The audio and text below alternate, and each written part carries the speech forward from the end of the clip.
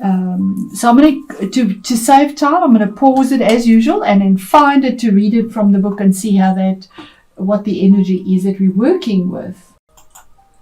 Okay, Aries, I've got it here. And wolf is about the shadow side, obviously, as well, intuition and learning. And yes, the third house is about learning as well, study. But remember, it always the yin and yang sign is the other side of the third house is the ninth, which is also education and higher learning, your belief system, things that are changing. So learning definitely comes into this. So the meaning is when it is the right way around, but I will read both because it makes more sense, and we are dealing with both ends of the eclipse.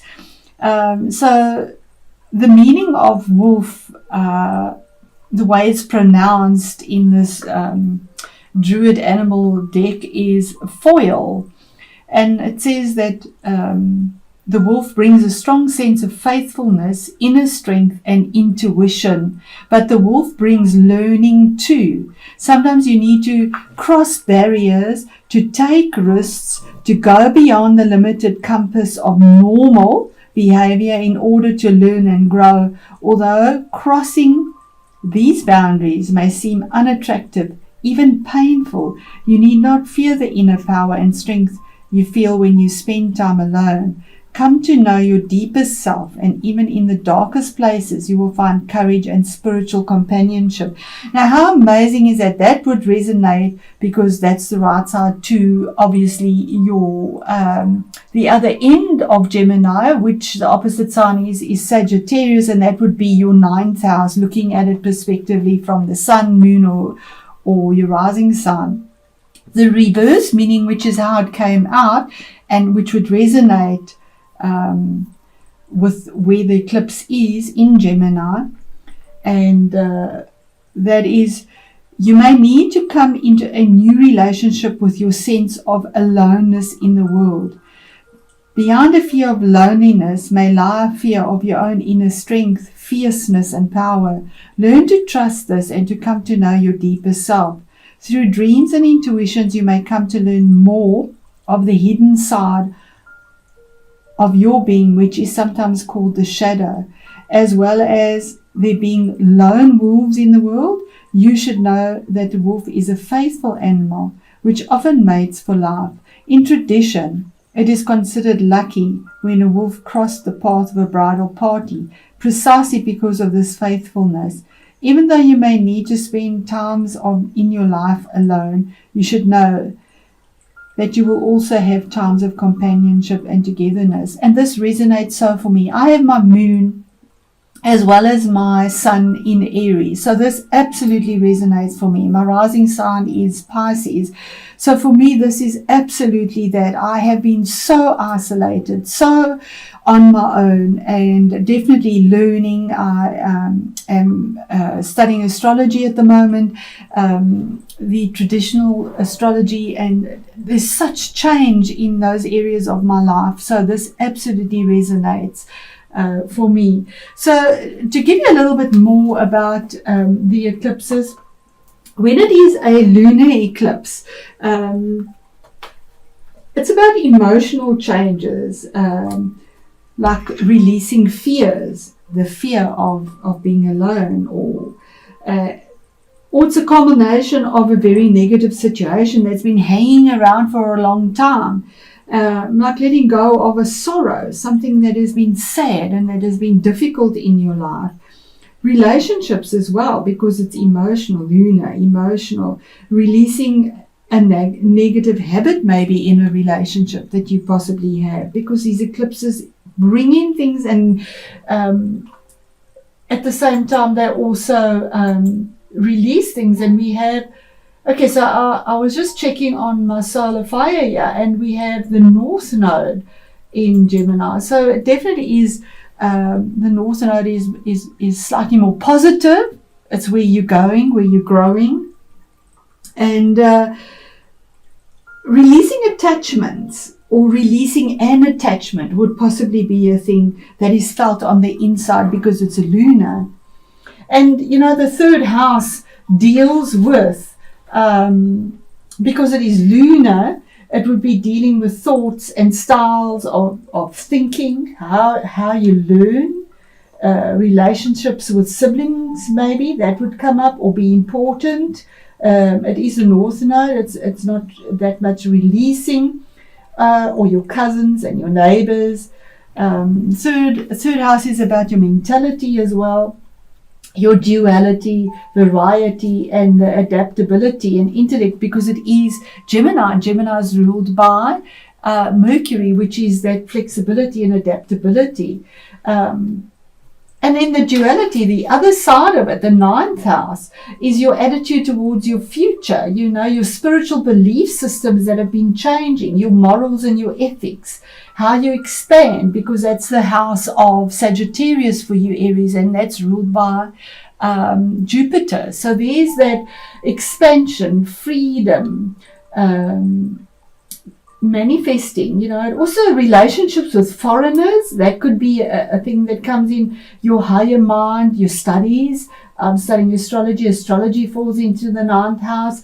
Ideals, visions, wisdom, and you want to know the higher meaning of life and what is beyond your individuality, and that very much is to the fore here.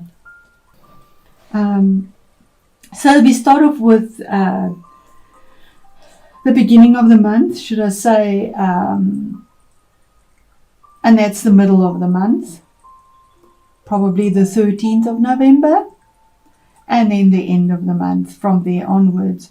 So here we have the Six of Wands starting off with. This is about being recognized for something, having had to go to war and come back victorious, something that you've battled, something that's been there for in the past, that's been there for a long time. But finally there's recognition here, and something puts you on high, and there's forward movement. Because we have this horse moving forward, moving towards the future with these flags, and he has this laurel that he holds on his wand of victory, of a battle, of a challenge, of something. But there's recognition because he is head and shoulders and body above everyone else, so he's held on high, recognized with something from the past.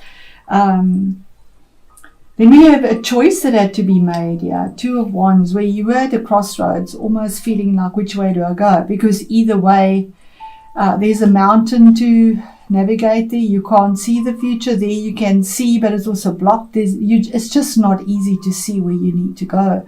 But it is a choice. You have to make a sacrifice. You have to let go of one thing.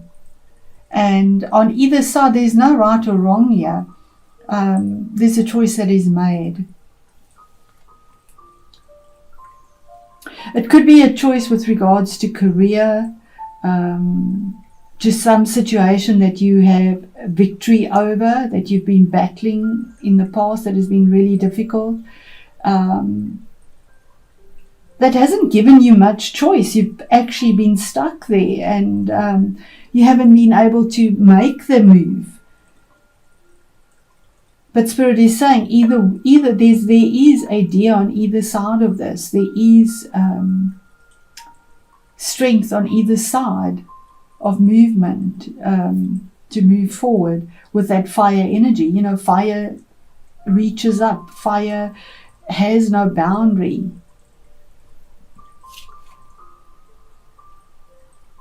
Then we have the King of Cups. So the King of Cups could be your own energy or somebody you're dealing with.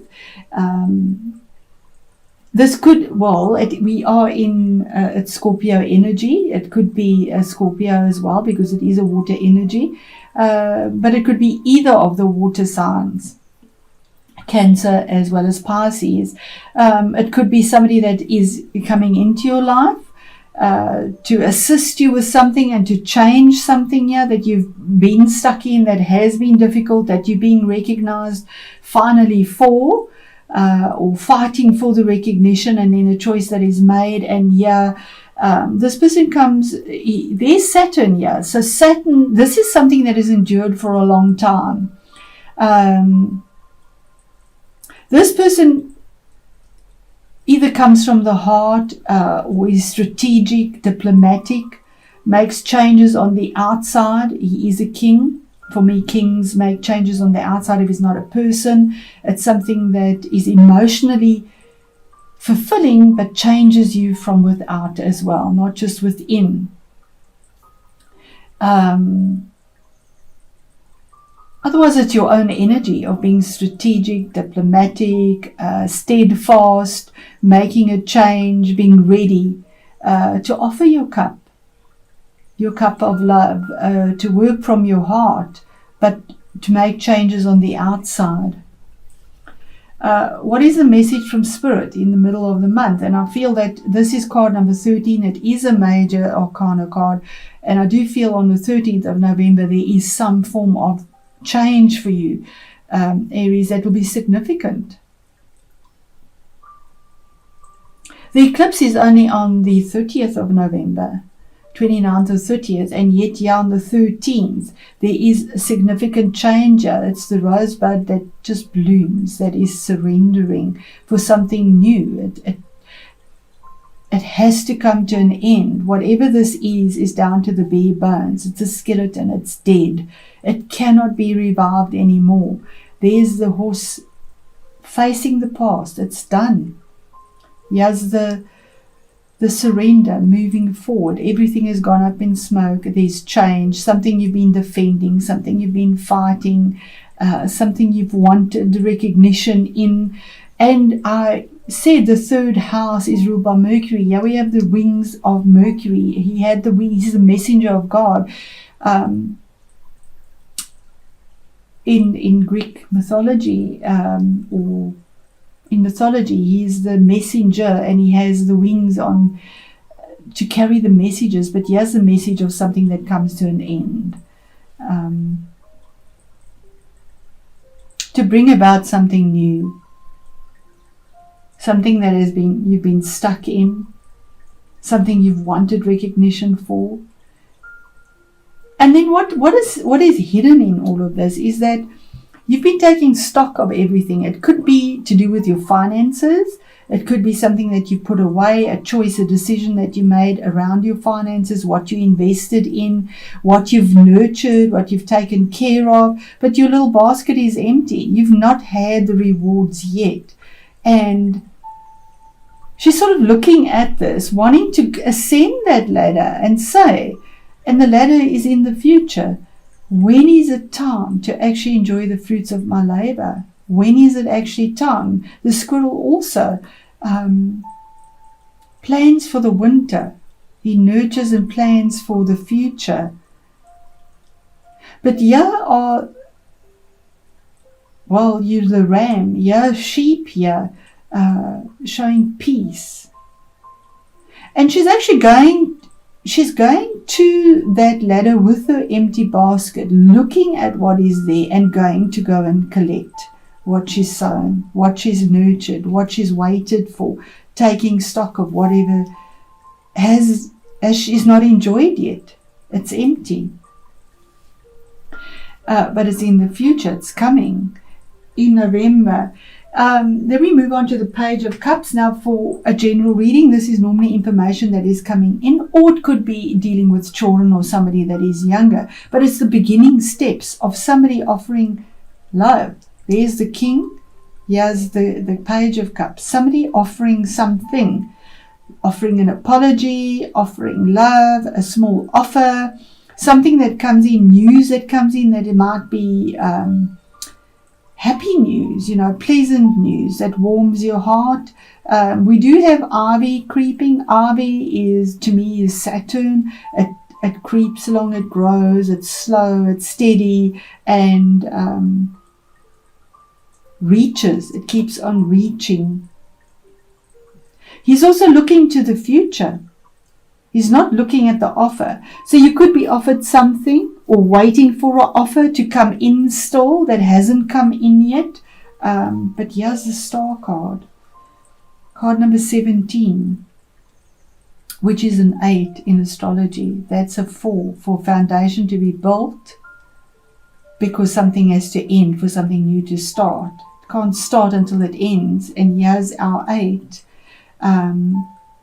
which is that power number.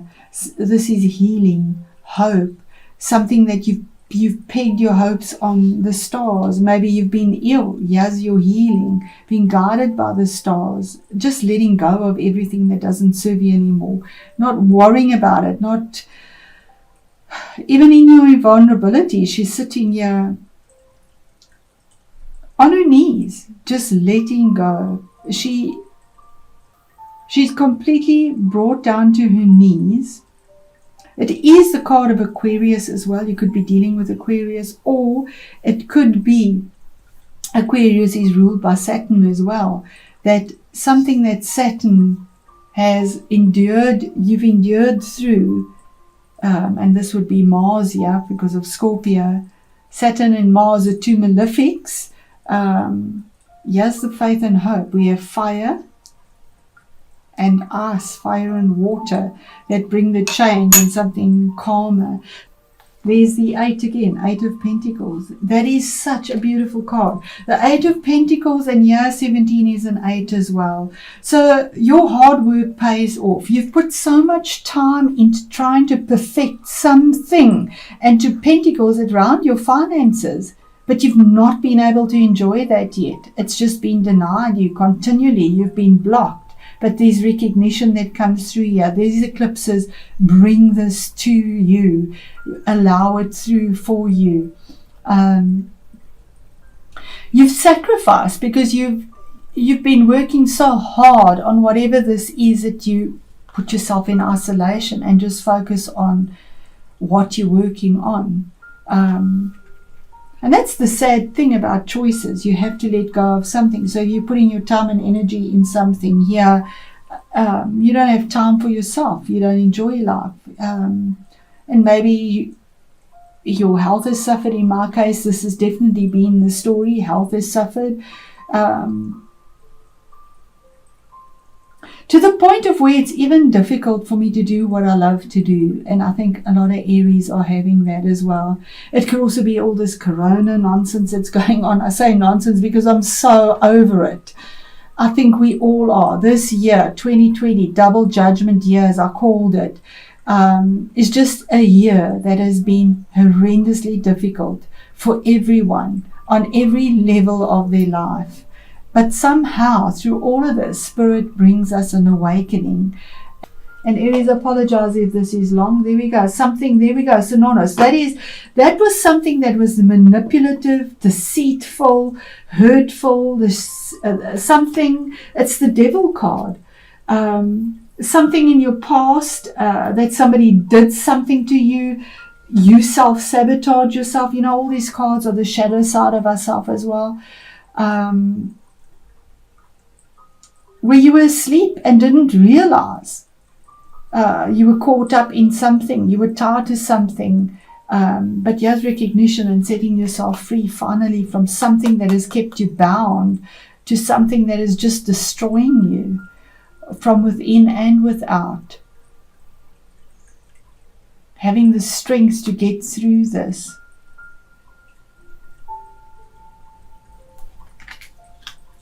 So with that, Aries, I'm going to end this reading and say thank you once again. And thank you for your comments and for your time to view this. I really appreciate it. And I wish you all the best.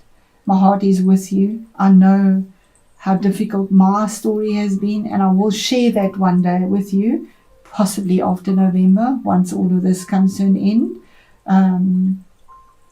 because it is time for change. It is time for things to end. It is time to actually reap what you've invested in and get the healing that we need.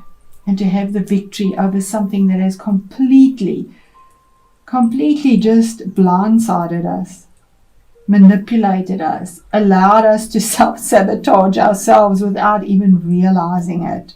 We are human. You know, we have fated things, but then we also have